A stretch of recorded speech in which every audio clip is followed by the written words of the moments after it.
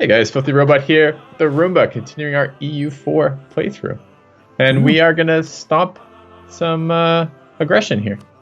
Yeah, let's go beat up on some Muscovites, some pre-Russians.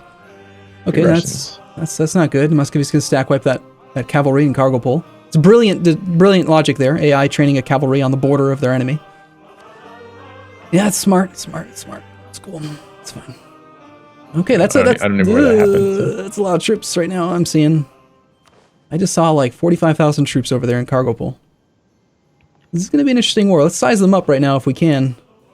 God damn, hidden information in multiplayer. You don't normally have this issue. When you look at the war overview, you can normally see a comparison between the two sides. Okay. And I thought there was an option recently to turn that off, but I think I keep forgetting to disable that. Or maybe I don't know. I don't know, Filthy. So I've sent the army over. Let's not march through the location where the Swedish are. Okay. All right. Political marriage, as much as union is a contract of mutual support, the Donald family expects the king will heed the advice of the queen consort and actively look after their and his interests. Anything for our dear queen consort, which will be... We'll lose 20 navy tradition, that's it. And the Donald family remember that we came to their help. And no special favors, we lose prestige, and we gain 25% local autonomy in Wallace the Girthy. We don't want to gain autonomy. No, not in a 19 development province. Absolutely not. So we're going to do anything for our queen consort. Yeah. I'm going to appease the woman. Right. What do you say? Family favors. What do you say we briefly go back to this estate interaction thing? I know we're at war. We got to take care of that. But I wouldn't mind drawing a little bit more money out of... I thought we couldn't right now. Well, what I'm considering is that we could actually revoke a province from like the clergy or the nobility and give it to the burghers instead, in favor of having them have more influence, so that we could then pilfer some money from them. I mean, that would be nice to pilfer some money, but is it worth... I mean, what is it going to do when we revoke a province? Is it going to piss them off a lot? As long as they stay between the loyalty threshold of 40% and they have enough land to be happy, then it doesn't really affect things too much. Right now, our loyalty with all three is decaying towards 50. It always trends towards the center. So the way I usually look at it is that if I'm not trying to get anything out of them right now, and I don't specifically benefit from having it above, say, 60, which is what it is right now, then I'm kind of losing out on my gained loyalty from it recovering up from, say, 40 to 50. So instead of gaining, I'm losing. And I would usually like to kind of manipulate them to get it to be a positive thing over time. But I don't know. I don't think we can actually get their influence above 50 unless we do some other interactions like, what could we do with the burghers? We could grant monopoly charters, give them some extra influence that way. That takes them up to 44. Actually, we probably could give them to 50. Tempting. Is it worth trading prestige for that? Not really. Not when we're going to be at war. Nah, let's just take their ducats.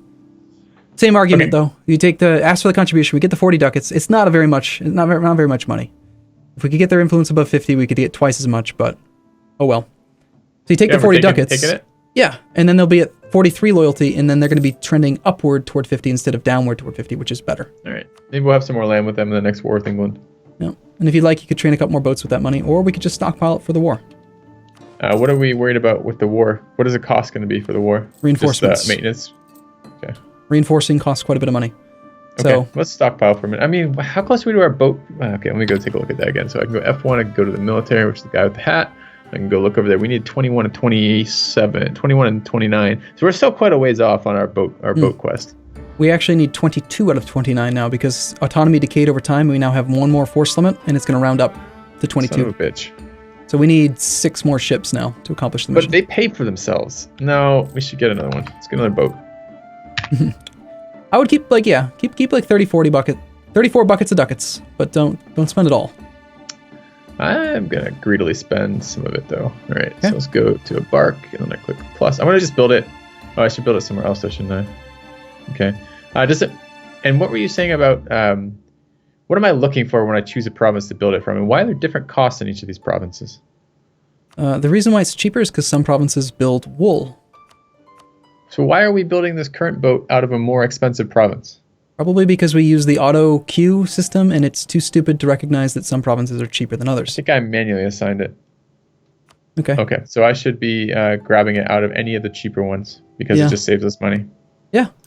All right, Would be ideal if the... But we can't cancel one that's 40%, right? That won't give us our money back. It will give us the reduced, not all of it. You said Half. 10% is what we get back. If it's under 10%, we get it for free.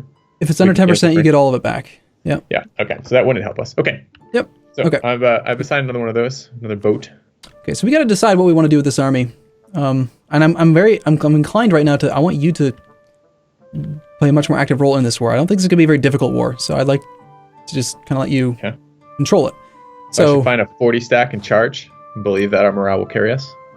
Well, no, but you knew that. You don't want to go near the 30 stack that just sieged on Cargo Pole.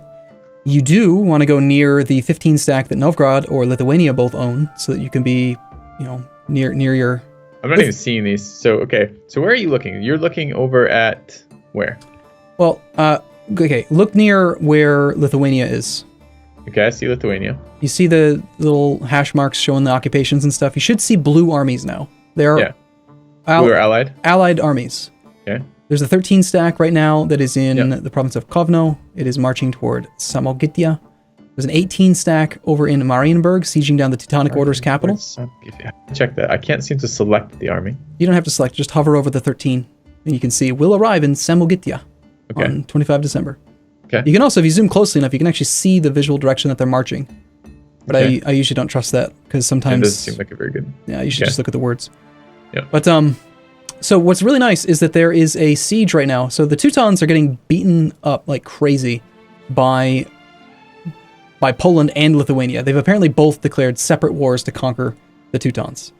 Okay. It's very normal for the Polish to attack the Teutonic Order. They're like historic rivals. But normally the Polish have Lithuania as a slave subject, underneath them, and they both just gang up on them that way. This happening is even worse for the Teutons because it's two separate wars with 200% potential peace deals instead of 100% in just 100% in one war. So the Teutons are going to be obliterated after this war. And really good for us is that 18 stack in Marienburg is very, very close to finishing that siege. So the Teutons already have... no, actually, that's really not quite good, actually. The Polish occupy most of the Teutonic Order right now. Anyway, we want to get near those armies. Okay. The Lithuanians have a lot of troops. They have like 31,000 troops down there. The Novgorodians have 15. We don't want to be over here by ourselves. We don't want to take the first army, the first fight. So yeah, try quite a route we're going. Yeah, try to march that way. Try not to hit that Novgorodian army, and then just be very cautious as you get into Olonets, because you're going to reveal the army. Well, you're going to reveal the fog of war that we have right now in below zero, and that army might be there. So if it is, we need to be quick to get the hell out of there. Fortunately, we have a god general named Wallace with 5 maneuvers, so he's 25% faster than most generals right now. So we can flee. Okay, so there's a 14k hostile army beneath that now, which is a little bit scary. Mm-hmm. But we might be able to just... Now this looks good. This looks good. So Tiver is a subject underneath Muscovy. And he is marching around on his own. He's not attaching himself to the Muscovite army. Muscovy is heading towards Novgorod. If you hover over that 14 stack, you can see he's going west. Meanwhile, if Tiver continues north... Yeah, they're headed to Olonets. So if we get to Olonets first... Okay, remind me about who is the defender. It's not just who occupies who's in the territory. Who actually counts as a defender? If the province in question has a fort, you will always be the defender if that fort is under your control. Right. No matter what. If the province in question has no fort, then it's whoever was there first. Okay, so they're going to get there on the 12th, and we're going to get there on the 14th, so they're going to be the defender. Yes. Now, unfortunately, I think you actually did just reset the movement's time, because when you told the army to move to a different location, if they haven't gotten movement locked, it actually recalculates their movement time. Son of a bitch, so I might have screwed us because we would have got there first. Maybe, probably not, but it's just something. If he keeps marching, I'd still take the fight. I would definitely take a 15 on 15 on 5. Another thing we want to check real quick, this is very important, always remember to do this. Let's go ahead and right-click on all of the major parties in the war and find out what their military tech levels are. Because someone on Tech 5 versus someone on Tech 4... All right, I tried to right-click on his flag so I could get it that way, so I need to do it differently, clearly. So I'm going to unselect our army before anything else. Yeah, you have to unselect the army. So, a military tech difference, like if everyone on our side is Tech 5 to everyone on their side being Tech 4, that's huge, but it could be the opposite. So I have their army selected so I can see their flag. I want to see their military tech. I see they have... No, their military level is 4. Tiver. Yep, so Tiver's behind. They're on Tech 4 versus our 5, so we have an military advantage. So we should shit on him. All right, let's get over there. Right. But we want to check everyone. So Novgorod's on Tech 5, Muscovy's on Tech 5, Lithuania's only on Tech 4. So we should be aware that even though the Lithuanians have 31k troops, they're behind it by 1 tech level, which means their army is not as strong as It looks. It could Got be. It. Okay. So, yeah, okay, cool. Let's do it. Let's see if Sivir continues to march north. That'd be great for us, actually. Looks like they are going to, and that is going to be a very easy battle for us. Good. Now, unless there's another 15k stack and blows the roo, and All right, we disengaged. there is not. Good. Wallace rolled a 1. What the hell? Well. Rename the province. He rolled two So you ones in a row. Yeah, but we actually came ahead on that one still, and now he's still rolling beneath them. We're actually taking. Okay, now and that 14 stack's moving in on us. Now this is good though, actually, because look how low the morale is of the existing army. Muscovy's trying to reinforce this fight. He doesn't want to lose the battle, so he's going to try to reinforce. Hopefully what happens is that he gets movement locked on the way to reinforce Olonets, and then between now and when he arrives in Olonets, we beat the existing army, making us now the defender instead of the aggressor. So when you said low army, I was going to say the morale of the 14k army looked normal. It looked full. But you're talking the 3.4k army we're about to kill. Yes, when you win a battle, you also gain back 50% of your maximum morale. So if we win this fight, our army is going to be ready to go. Now, this isn't exactly ideal. We don't want to be the one that's like trading all of our manpower away just for Novgorod's benefit, but oh well. Let's just be a good ally. Yeah. Okay, we won the battle, and he is not movement locked, but he is still at the moment marching. Let's see if he continues. He is now movement locked. Cool, so we get to How be do the you know defender. he's movement locked? It's that little lock symbol now next to the 14k. Yes. That says locked. he's movement locked. He's moved more than halfway, so he can no longer turn around. Now, can we do anything to prepare for this? Like, we take like a defensive, like there's no way, I mean, we're just there. There's no like nothing we can do past being in the area first without a fort to be the defender here. We're just going to have defender bonuses, but we can't do anything to like prep our guys, right? No like last minute speeches or like defensive stances or something. It's just no, there's about to engage. There's one thing that we could do that you should consider, and that is to shift consolidate, to force your army into full-sized regiments. If we had, like, say, 20k troops, and all of them were slightly damaged, we would want to shift consolidate so we had fewer but full-strength regiments that would be able to fight better. Is it if I just left-click on consolidate regiments, it's going to give me the option between the two or no? No, and we don't want to do that right now, because in this case, we have a recovery tick happening in, like, 2 days. So we want every single one of these regiments to be able to recover, and because of Wallace... it does tell me if I hold a mouse over the shift. Okay, yeah, go on. Because we have Wallace, we're actually going to recover at full speed, even though we're not in our own territory. Yeah, so we're going to get... I'm going to shift left. No. We don't want to do that, because if you do that, we'll have fewer damaged regiments, which means that fewer overall troops are going to get reinforced. I see. But the reason I mentioned it is because it's something we could do. So if there was no reinforcement tick, you would want to do it. But because there is a reinforcement tick... they're not arriving until the 5th of February, and we're going to get the monthly reinforcement tick. So we basically get the reinforcement tick, and now you want to shift consolidate. That makes sense? Oh no. Yeah, that's bad. King James is now indulgent. He just now gets minus 10% trade efficiency. The fat fuck. This is what... Oh, man. All right. Yeah. So he's got 14k troops versus our 15k. We do want to consolidate. We want to just be... What do you mean 15k? We have 14.2k. We have 14.2, but we have 15 regiments. So what I'm looking at is like how are the units going to line up?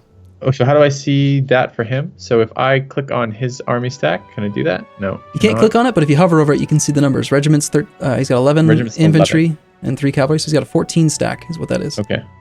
He also suffered some attrition marching through there, which is great. Good. He actually just lost 3% of his troops. And actually, okay, if we shift consolidate, we will go... One of our infantry stacks is going to be 280 men. Now, I probably wouldn't shift consolidate in this case. All right. And just wait. Let's just wait and see. Yep. We also have 2 idle diplomats. We should at least be like... Whoa. Okay. I thought another army had come from the north because it moved all the shit over to the northern part of that province. Okay. I got a little bit worried we were going to sneak attacked by someone else right before another army arrived. So I do want to watch this battle because this is a big battle. Yes. So he has a -2 penalty because he crossed a river. Our general has more maneuver than their general. And but he rolled an 8. He rolled an 8, yeah. But it's the first fire phase. And remember, in the very beginning of the game, fire phase is not very important. Okay. Remember, very little damage is happening right now. No cavalry damage is being done with...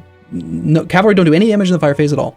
Infantry are getting... Their infantry fire modifier right now is 0.35. So almost all of our actual combat damage is still going to be in the shock phase, so we don't really care about the first fire phase. Okay. We care about that. That's the first shock phase. Which and is we did 7, win this, but not by too much, right? A 7 versus a 4 is really pretty good for the first phase. Like, that is going to set the stage. Now, the only thing that could really screw us is if that other 15 stack, which is actually visible now, it is down in Smolensk. It's an 18 stack, actually. Yeah. He's not marching. He's not even moving, so I think this is going to be to our advantage tremendously here.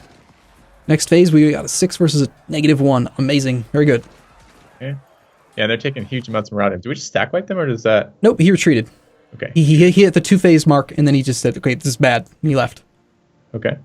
So we killed more than we lost. It's good. We got 1.12 war score. We lost a little bit of manpower. Lost like 3,000 troops. So I can tell we're Scottish. That's the Scottish flag on the right.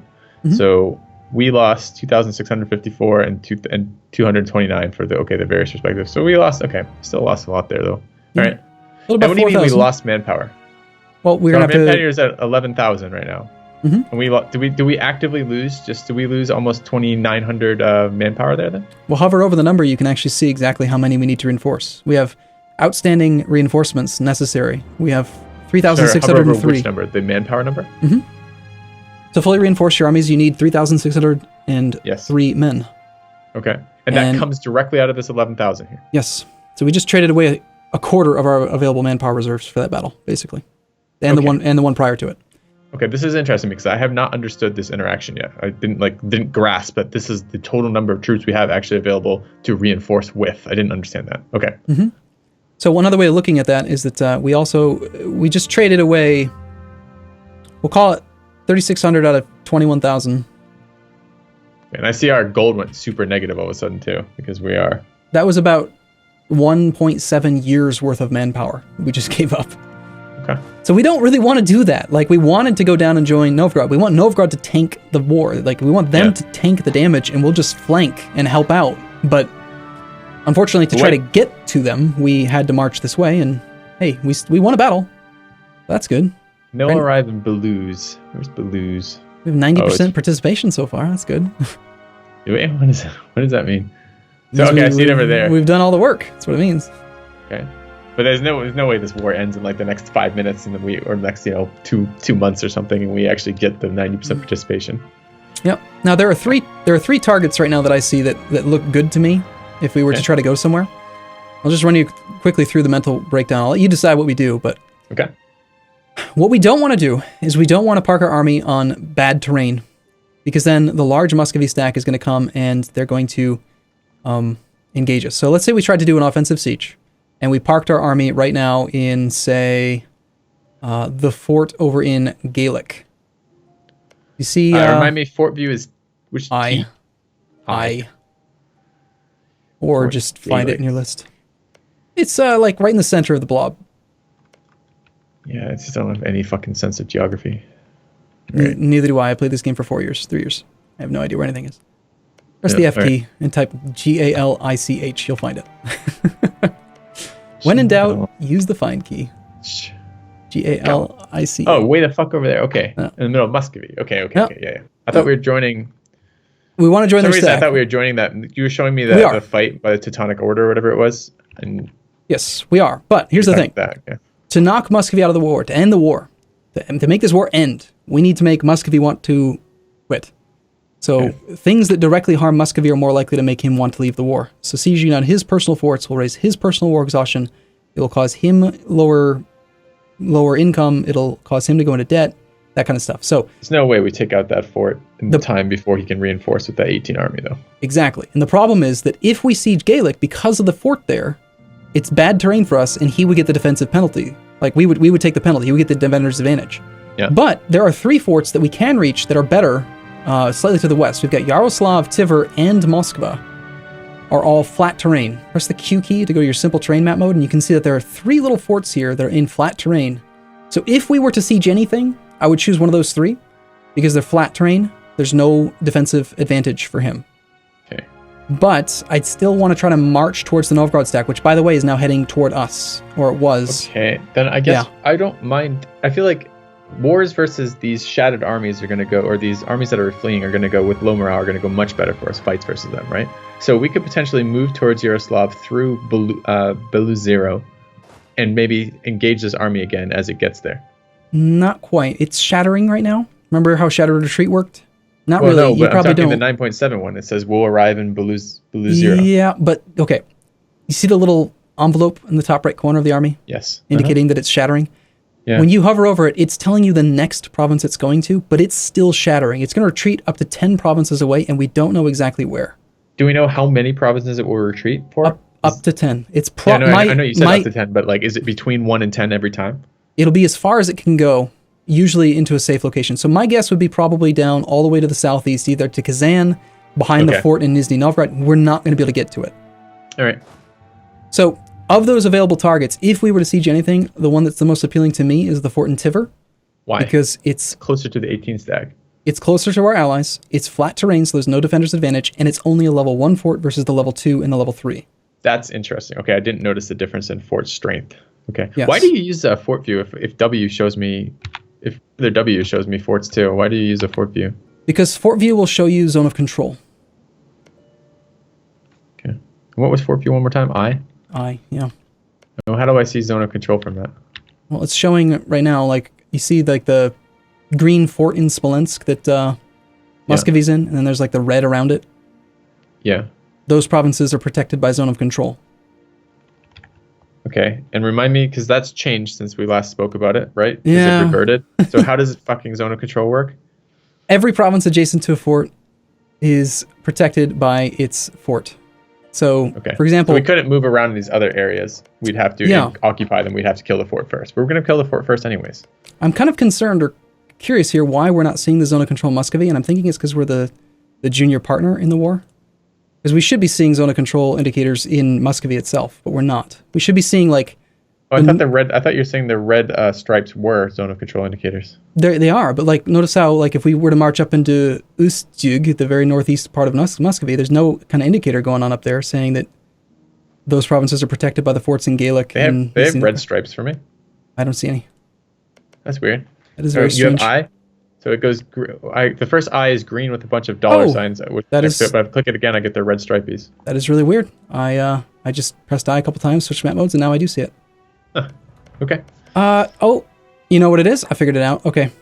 If you have a nation selected, I had Muscovy selected when I turned on the map mode. It shows it from their perspective. Yeah. I was seeing it from the Muscovite perspective. Okay. That explains it. Anyway, yeah, okay, so all of Muscovy is protected by zone of control.